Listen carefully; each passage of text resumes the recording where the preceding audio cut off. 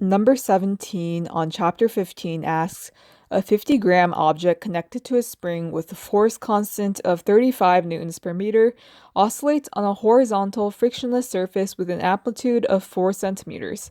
Find A, the total energy of the system, B, the speed of the object when the position is at 1 centimeter, and C, the kinetic energy, and D, the potential energy when the position is at 3 centimeters.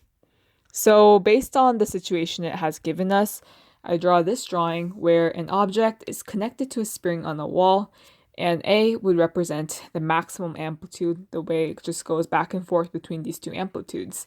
And I also wrote down all my knowns. So part A asks you for the total energy of the system. And you can tell that when this box is going to be completely stretched or completely compressed, that is going to be your energy of the system, which is going to be the maximum potential of the spring. And maximum potential of the spring, or just potential of the spring, is equal to half kx squared. You already know the k, and you know that when it's completely stretched, that is going to be 0.04 meters. So you would just square that, and that gives you the potential of the spring, which happens to be the total energy of the system when you're at these 2 points.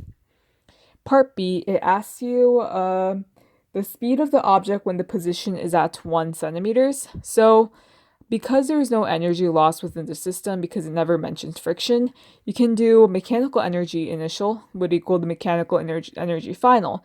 And you already know that the total mechanical energy of the system is 0.028 based on the previous problem. And you also know that when the object is at 1 centimeters, it's going to have both kinetic energy and potential of spring energy. So since it's asking you what the kinetic energy is, you would want to minus 0.028 with half kx squared, which is exactly what I did on the next step. And you know that k is equal to 35 newtons per meter. And it also said that it's at 1 centimeters, which is going to be 0.01 meters. And I just square 0.01. And that gives me a kinetic energy of 0.026 joules.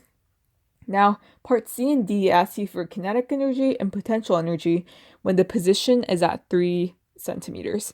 So the easiest thing to do is to find the potential of the spring first, because you already know what the x would be, which is going to be 3 centimeters or 0.03 meters.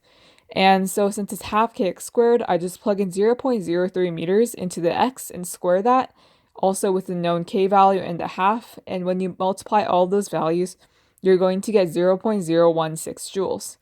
And to find the kinetic energy at 3 centimeters, well, you know that the total mechanical energy is going to be 0.028 joules.